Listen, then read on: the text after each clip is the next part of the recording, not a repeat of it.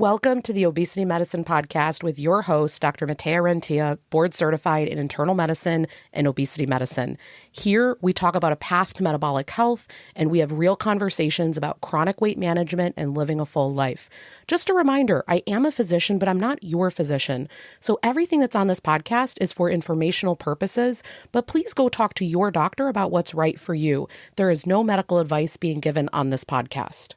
I have the privilege today of having on Kathryn Shallow. She is going to give us her background of who she is and how she helps people. But we actually recorded this interview 6 months ago, and everybody, for the first time in my life, 4 years podcasting, I lost the interview. I was so embarrassed. And she's like, stop saying sorry. But just so you know, this is actually the second time. So I think it's going to be even better because now we know each other even more.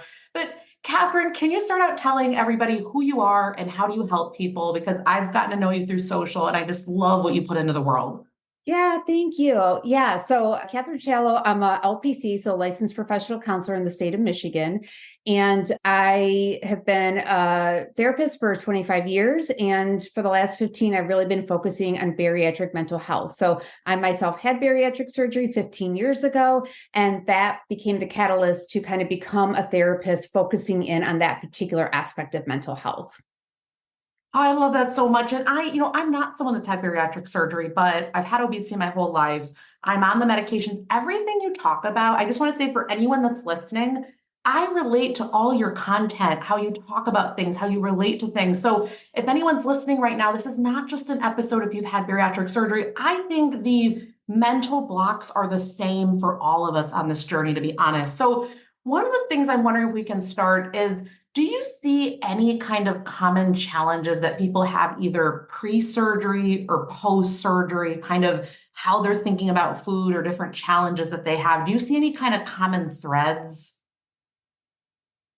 Yeah, for sure. I think people tend to focus in on their relationship with food and thinking that once they have surgery, that will repair itself with Yeah. relationship with food. And it just doesn't happen like that. One thing I say often is bariatric surgery, while it is a metabolic reset, what it does is it prevents you from eating a lot at one time. It does not prevent you from eating a lot.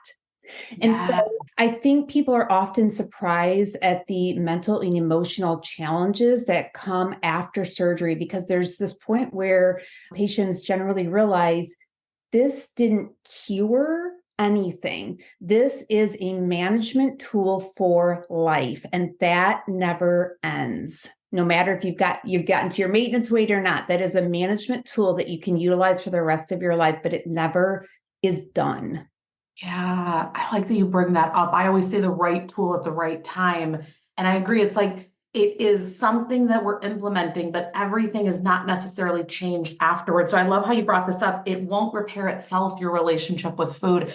And so you bring up this concept, I always call it grazing, right? Where you eat like these small amounts all the time. So that's where you can equal still a really high calorie load. And so interestingly enough, half my obesity medicine practice are patients that have had bariatric surgery in the past. So they either never lost as much weight to begin with, maybe they lost no weight. It's actually quite interesting. Or they regained a significant amount of it. And some regain we know is normal. There's actually different phases to working on intentional weight loss. But it's interesting that I see the same challenges with food persist. It might just look different how they do it. So it might not be binging all at once, but it might be constantly seeking out, those different things that they enjoy throughout the day. So when do you find is the best time for someone to work with you? Like, is it before they get surgery to start working on this? I know there are tests that we have psychologists that, kind of work and make sure that they're appropriate for surgery, but do people get to you even before having surgery, or is it mainly afterward if they're struggling?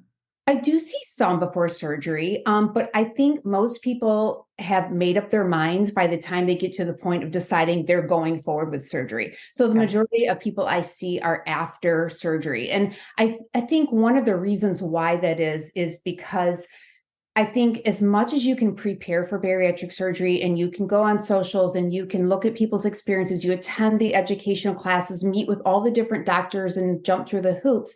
I think it often is you don't realize what has been permanently in your brain until you no longer have the ability to use food as a coping strategy. And so I think it's really hard. You can try to prepare someone as much as possible. It's kind of like being a mom. You can read all the books, you can do everything, but until you have that, you're responsible for a child 24/7. It's like, oh, this is what that is now.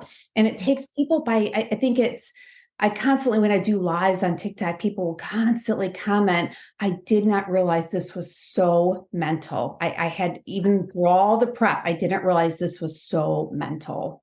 Yeah, yes, definitely. And I'm going to draw a lot of analogies with the anti-obesity medications and surgery. Like, it's almost like people need to learn through doing it. So they need to learn, oh, I actually felt kind of sick with eating that, even though they've been told that this portion won't work or this, whatever it might be. But there's almost this granular, you need to have the actual tactile feedback and then not judge yourself because you didn't know, like, yes, you were told, but you didn't know. No, I don't know any other way to say that, right? Oh, it's exactly right. You can't possibly know the experience until you're living it, which is why it's so important to I like to tell patients, like, you're never going to have this all figured out. I'm a therapist and I'm 15 years out post-op, and I will be the first one to say, I do not have this all figured out. I learn constantly about my own body. And so I think with you, when you approach it as more of a curiosity, not this exact expectation, you leave yourself open for learning instead of failing. Yeah. I like the curiosity, not such expectation. Also, exactly what you said, how it's ever evolving. I always say we don't like reach the summit and we're good and that's it. We figured it out. I mean, I think I'm about 5 years into really working on my health, having kept significant weight off, but it's like, man, every quarter, I like to say every few months, I have different eating preferences. I have different movement practices, different things that matter to me. And you can almost like you can catch the evolution on the podcast, right? Some people knew me even from a previous podcast, right? It's like you can see how I've kind of changed over time. And I think that's quite normal. That's quite natural. We learn different things, we have different experiences. But I find that there's a resistance to that though, because people say, and someone said this exactly to me the other day, a patient, they said, I realized there was no magic bullet. They had met with the dietitian. They thought magic flutes were going to happen, right? Like suddenly they were going to know the answer. And they're like, oh, it's what you said. I need to kind of experiment. I need to figure this out. Do you have any tools for people to stay open to curiosity and to not be so locked in? Because I think we kind of like black and white in our mind, kind of it's this or it's that. How do we stay in that gray zone? I mean, I guess I'll use myself as an example. If you put on paper the amount of times that I have messed this up, that I have eaten stuff that made me feel sick, that I drank too much alcohol one time, that I had a month where it was just I couldn't care less.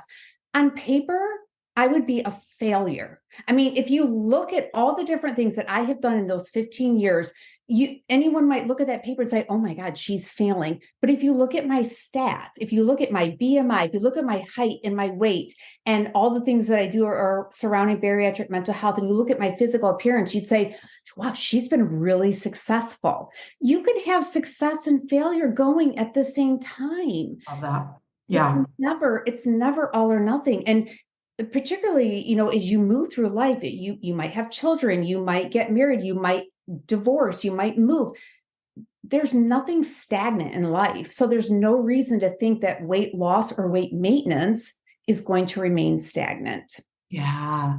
I like that you bring up this, two things can be true at the same time. What you're thinking of as a failure, but also success. And it's interesting. I see patients. I saw someone earlier today where they were so rooted on, no, I really want to hold on to all the failures. And I'm saying, but look over here, you've lost 10% weight and you've made this change and you've made that change. And by the end of the 30-minute visit, they were like, I could see that they were different, the way in which they were thinking about things. But initially it was just so tied to no, it can't be success to have maintained this past month with everything that was going on. Kind of holding a little bit more of a duality, like let me look more objectively at both of these. I'm always a fan of like lists. On one side, let me write all the crappy things I tell myself, but on the other side, what else is true? Kind of looking at both of those a little bit.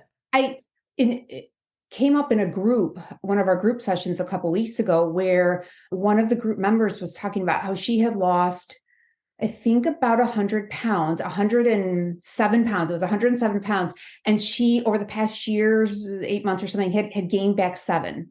And I sat there and I listened to her and I validated her frustration in that. And I pointed out to her at the end of when she stopped talking, I said, you said you lost 100 pounds once. You talked about gaining 7 pounds 4 times.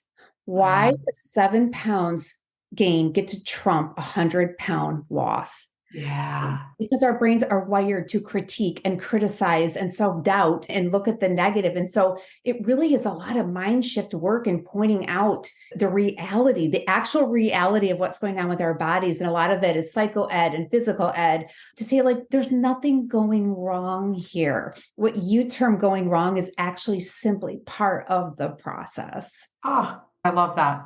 I love that. And it's interesting because sometimes I think that so much of it is the influence that we're in society where there's so much diet culture going on. And if people are newer to listening to this podcast, it's like diet culture is this very prescribed, like it has to be this way, that, you have to look a certain way, eat a certain thing, do a certain thing. Basically, I think everyone thinks you just lose weight and it's like perfect land, right? And you just keep going. And that's never been reality for any of us that have ever lost and kept off even a pound. I think then it's like, we don't even know that this can be normal. So we don't even realize that it's a problem, how we're thinking about it. Yeah, no, I mean, I think some of that is just mind shift work. And I think sometimes people go in there with a false reality, especially when you're looking at a GLP-1 and the wild success that people have had on it, or bariatric surgery. And you're looking at, oh my gosh, so-and-so on TikTok and so-and-so on Instagram. My gosh, look at them. It's like, no. We got to look in the mirror a little bit more and become curious about our own bodies, our own emotional, mental development. Yeah. Or like you bring that. I always say that we have to stay in our own lane because we never know the genetics or the situation or what's going on with someone else. We all have vastly different lives, what we're capable of. Like, I'll give you an example. I love, oh gosh, do you follow her? Her name is Tanya on TikTok and she's like taking back your life at 40. Anyway, love her. Okay. I'm Tanya. I wanted you on the podcast. I keep asking, but okay. I love her so much, but she talks about how she walks a lot every day. Like she'll be on these lives in the morning. Sometimes I'll be able to listen. I think she's massively motivational. I love listening to her. And I think that she's walking probably like 2 hours a day, which by the way, amazing. I don't know that everyone has access to that, right? If you're in a job, let's say you're working over 40 hours a week, maybe you then have childcare responsibilities. Sometimes it's not possible. Now, can something be possible? Yes. But what it looks like for you might be different. So you maybe can't compare to people that maybe surgery wasn't covered for you on your insurance. Maybe you don't have access to the anti-obesity medications. Maybe you're going through a mental health crisis right now and you need to adjust your medications because it's really life or death.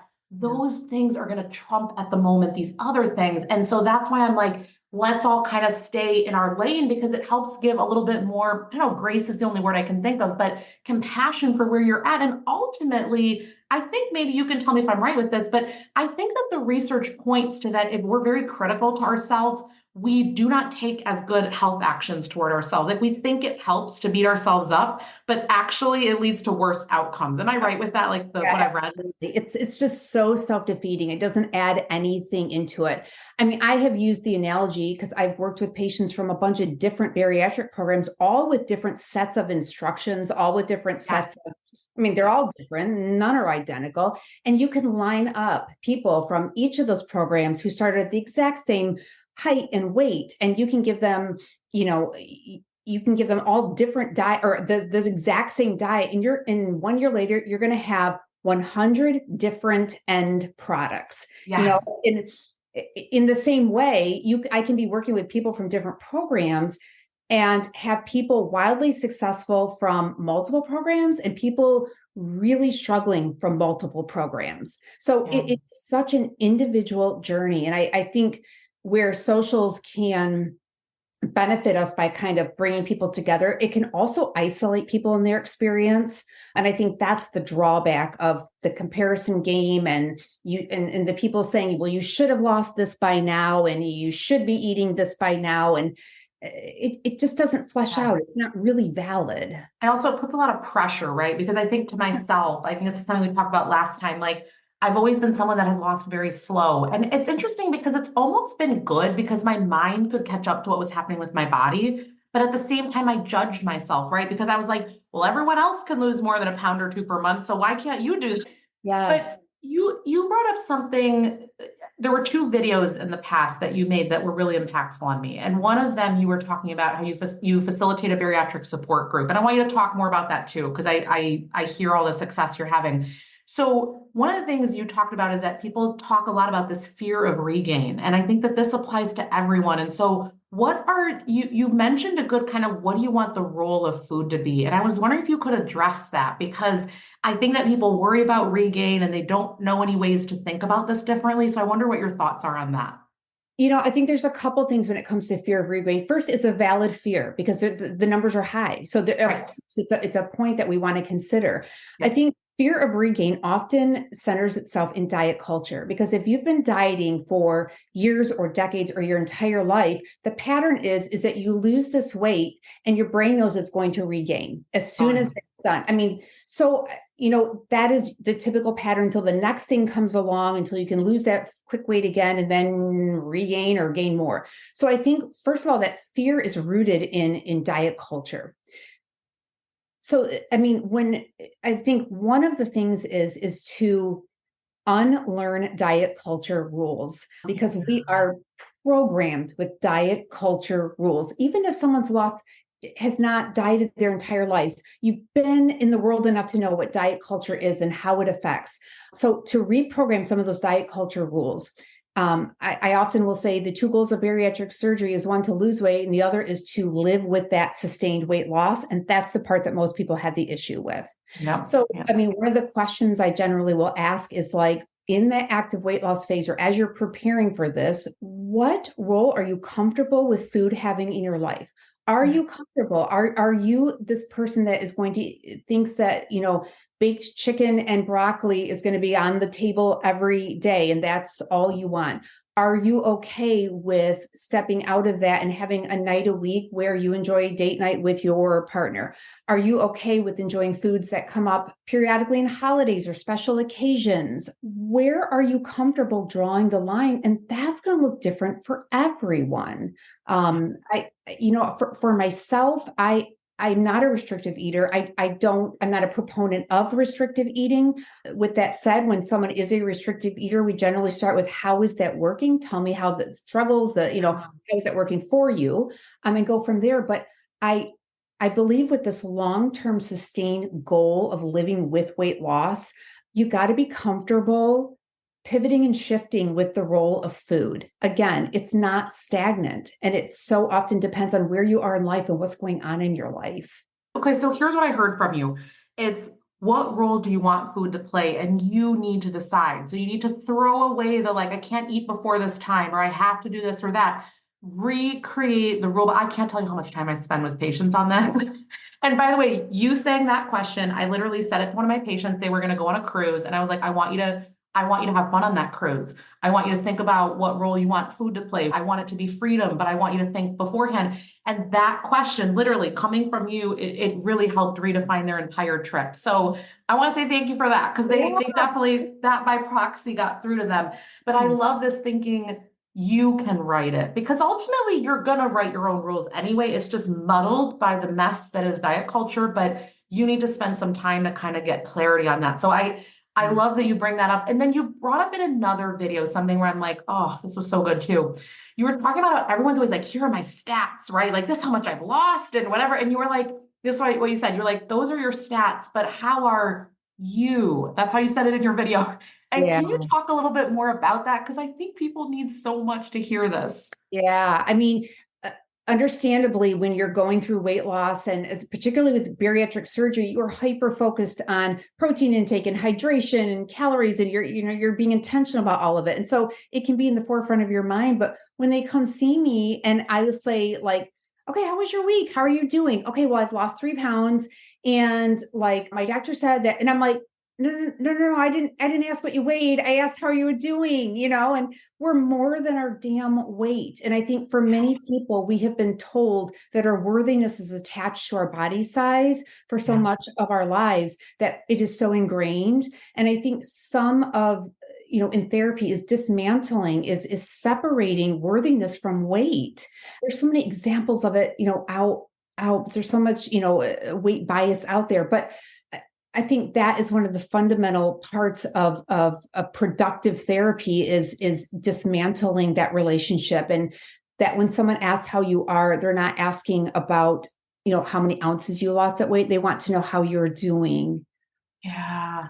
Oh, it's so good. I struggle with this one because I think like especially as you like let's say you go to a party or you go to a conference, so you're in a place where you're more visible, right? I feel like day to day, who cares, right? Like my patients know what I look like, all that. But then I feel like there's this judgment where I think, well, people think I should look this certain way, or like, you'll really zoom in on whatever things you judge yourself for, whether heard Yeah. from a patient earlier today, it was wrinkles. For me, I would think about my stomach. Like we all have our thing, right? And I think about that you just said here that separating our worthiness from our weight. I know that intellectually, but I think for so many years it was so all the time emphasized that I feel like it's going to take more than a few years for me to to move past that, right? Yes. So how do you have clients work on that? Practice and time, and the knowledge that upfront, this is not going to happen overnight. It's not. And don't give up because in 4 months you have, an internal meltdown because, you're comparing yourself to someone else, or something triggers, an emotional reaction because you don't like the way you look in an outfit. That's okay. You don't have to love the way you look every single day. There's no pressure here to like be in love with your bodily appearance all the time. Like, we say love yourself and that's great, but let's be real too. I don't look in the mirror and love how I look every day, regardless of my weight. I'm at a low weight, and that doesn't make me look in the mirror and love how I look every single day. Totally. I love that you bring that up. Yeah, I think some like the body positive move, I think the movement is great, right? But I think sometimes the thought that, and that's not, I'm not saying that this is what they're saying, but I used to think that their message was, I have to love myself all the time. And I think partly you not hating yourself all the time can be the first step. Like you just coming to neutrality is what I often say. I don't need you to love, but you hating is very much so net draining your battery all the time. You've got no energy then to make good choices in other areas. So neutrality is often an easier place to come to than liking, loving, right? Those are like much deeper connections. We don't need that to begin with. So I like that you bring that up, like practice, and there's going to be moments where you don't, I mean, you don't need to love anything. I think that's really good for people to hear. Don't. And I think just acknowledging that like today is a rough day and I'm really having trouble, accepting my body image.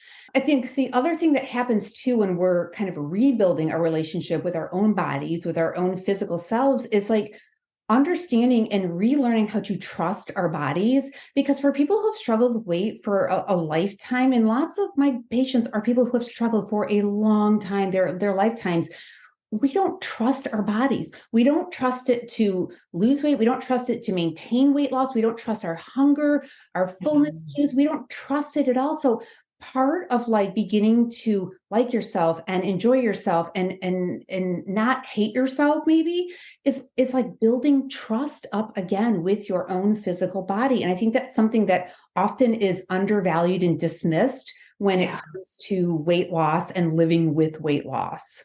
Yeah. I want to give an example from that with this trust with the body, because I feel like we say that, and if people are listening and you haven't done this work for a long time, you might be like, I don't know what you're talking about. So with me, I have this pattern where like there'll be like a 3 to 4 week period I'm doing, when I say doing great, for me, that means really balancing my meals, getting protein, fiber, like really living in what I would consider integrity with what I want to do. And then what I would notice is there would always be a period for 2, 3 days. Now, okay, sometimes it could be around my period, but sometimes not, where I would just want more carbs, like a piece of cake, like just like, but for a few days at a time, right? And I always really judged myself. And then I just came to notice that was what I needed. It wasn't me binging, it wasn't me being outrageous. And what was funny is I started to work with a coach that really helped me to understand, like, listen, this is not a problem. This might actually work for you. Look, the rest of the time, what you're doing this time, all of that. And what I realized was, I think that's what allowed me to actually keep putting on muscle as I was losing weight. I have one of those body types that's allowing that. And I was like, oh, maybe that's helping with some leptin resistance. Like, who knows? But the point is, it works. It's not weird calorie cycling. It's not an urge or a craving. I can't describe it. It's like, no, you're going to need to try some of that. And it's like, interesting. I would say that that's trust with my body, that like, I'm trusting that there's nothing broken, wrong. We're not going to lose control for days on end. It's like, no, this is okay. Yeah.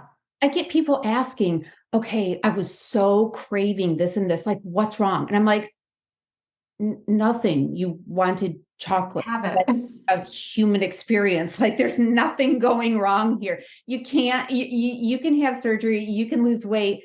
Guess what? You're still a human being. Like, Yeah. it's not erased, I mean, yeah, I mean, and that is, it's like, and also to be able to have that cake, be able to have that chocolate and say, I really enjoyed that. It tasted so good. Yes. That's trust. You're trusting your body. I Yeah. mean, it's as simple as that, really.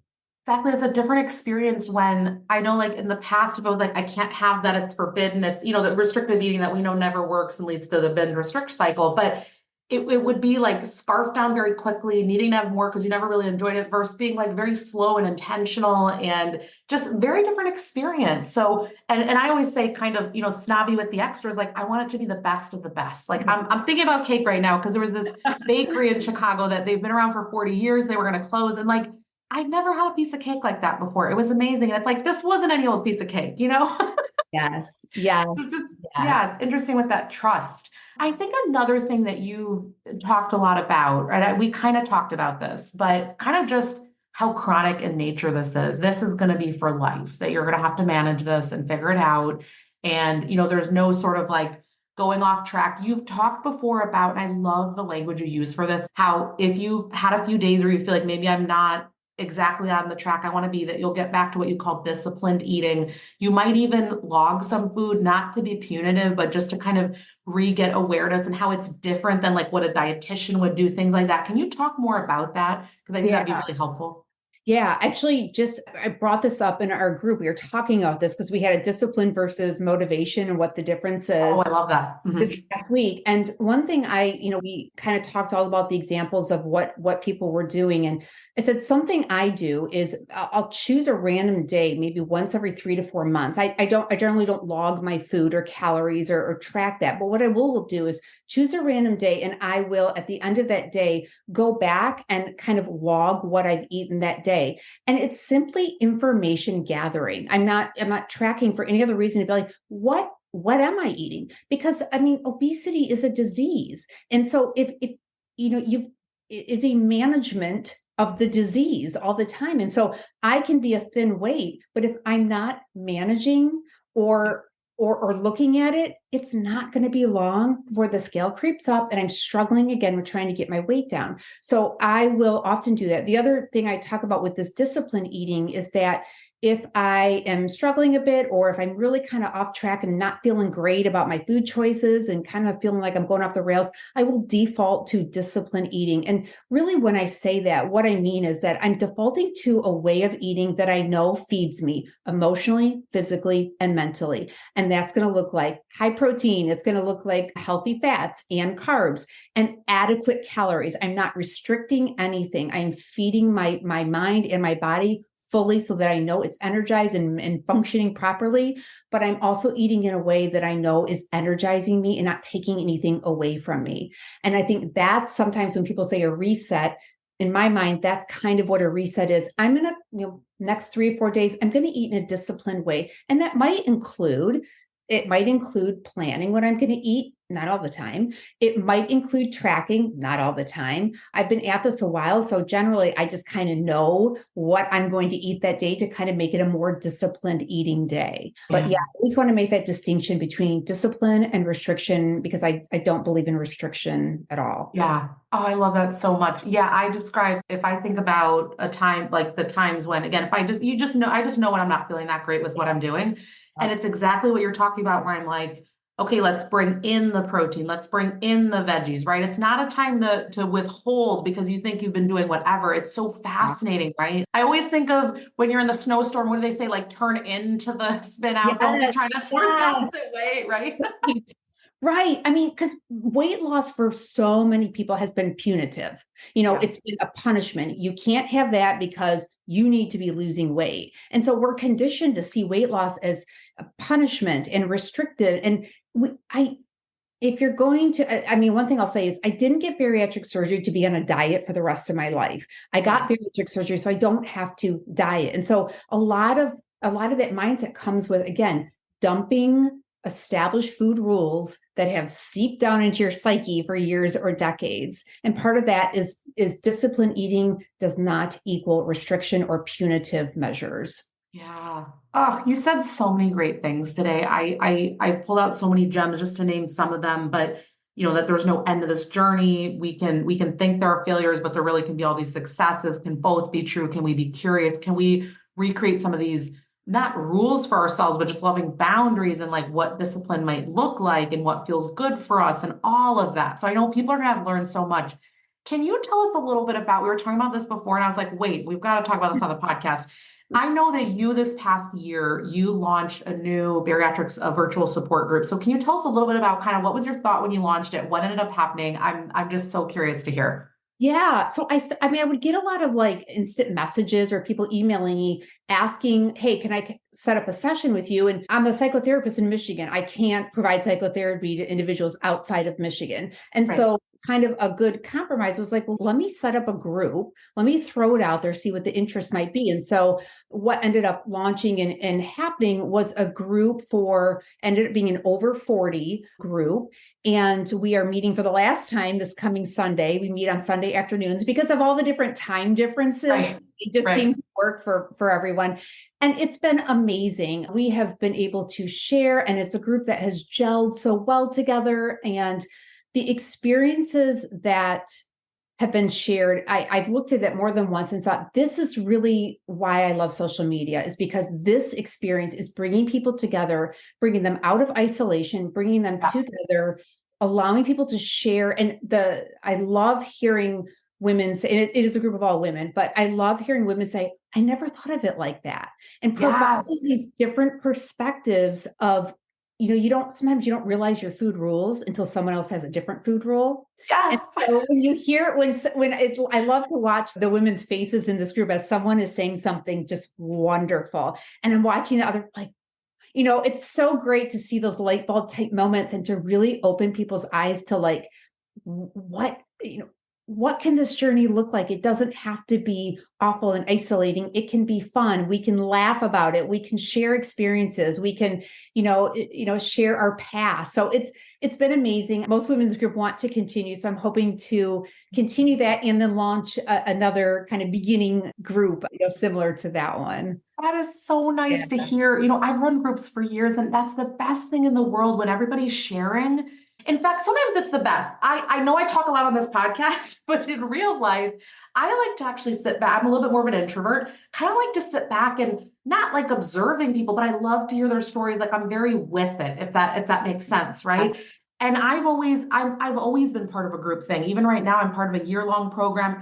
I can't imagine a world where I'm not connecting with others and hearing their experience and me getting to share. So it sounds like you might have a group coming up here if people were interested in that, if they wanted to kind of start anew with you. Yeah. I had an overwhelming response for the over 40 group. And so probably within the next week or so, I'm going to be doing a little bit of content rolling. I'm kind of finishing up planning, timing, that kind of thing. I'll probably start doing a bit of content about what's coming up next and what's available for anyone who's interested. Perfect. Okay, because we're going to get this episode out like in the next like 2 weeks or something. So pretty soon. So you just let me know if there's a date before. But everybody, I have followed Kathryn for a really long time. I literally was going to contact you and be like, listen, I didn't have bariatric surgery, but can I join the group? Because it's just, listen, the principles are the same. I don't care what you've had done. It's the same thought process, right? Like some of the things are different. So tell everybody where, we'll link to everything, but where can they find you?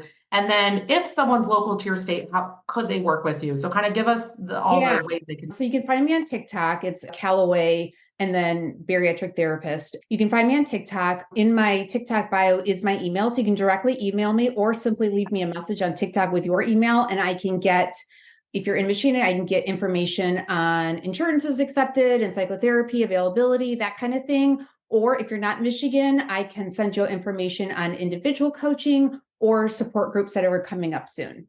Love that. Okay, thank you. We're going to put all of that in the show notes. So if anyone needs links to that, because I know I'm horrible with spelling, so we'll have directly, by the way, show notes if anyone's listening. It's on renteaclinic.com/blog. That's where that's all the long form written out, all the links to everything. If you're listening on a podcast and you're swiping right or left and you see the written thing, but the links don't work, then you want to go to the blog for the clinic. So any parting words, anything you think people need to hear that they should know at the end here, anything that's important that we missed? So much. I mean, right? It's like that's a loaded question. I need to ask it differently. Like so much. I mean, I've been doing this semester, I'll say, I've been doing TikTok lives every Tuesday at 1 Eastern Standard Time. And there's a lot of good material that comes up in there if you ever want to join in there as well. But I would say this is the long haul. This is not nothing, whether you're taking a GLP-1 or dieting under a program or getting bariatric surgery. If you struggle with it, this is one tool, and this is a lifelong management. People will periodically say, ask me, well, like, what are you doing? Like, how do you do it? How have you been successful? I'm like, because every single day, there's no end button. I never pushed a button that said I'm done. I'm never going to be done with this. Yes. And I love you've talked about this a lot online, how you're like, it doesn't matter what I do because it's going to be so different compared to what works for you.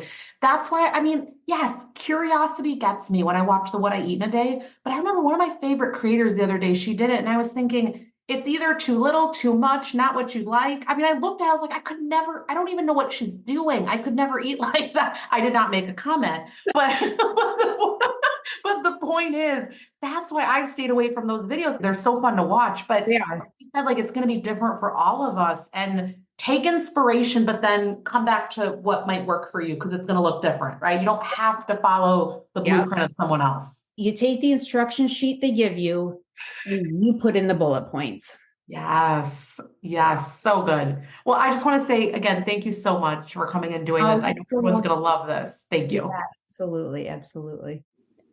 That marks the end of today's episode. But if you're newer to the podcast, I want to tell you about something that we have, and it's a free podcast roadmap. So this is perfect for any of you that are listening where you want to be directed to very specific episodes. So let's say that you are just starting out and you want to know, what should I do right when I start on the medications? Or you're experiencing certain side effects on the GLP-1s, or you want to know what to do if you're in a plateau, or if emotional eating is taking over, or if hunger levels are high. So we have many different categories of episodes that we've talked about, because there's a lot at this point. So if you want to be able to navigate that very easily, we have it broken down by category, and also the episodes that are there, and we hyperlink to everything. So you can just click on it and find the episode, easy peasy. If you want that, you can go to renteaclinic.com/podcast roadmap. We'll have it linked right here underneath the show notes where you're listening. And you can go ahead and get that free resource so that it makes it easy for you to navigate, because I know that it's really hard when someone has an established podcast. I am such a podcast fiend. I'm listening to podcasts all day long. And when I find one that I love, but there's a lot that are out there, I am so lost. So I hope that you enjoy this free podcast roadmap. Again, the link to get to that is going to be renteaclinic.com/podcast roadmap. I hope this is helpful, and let me know if you have any questions.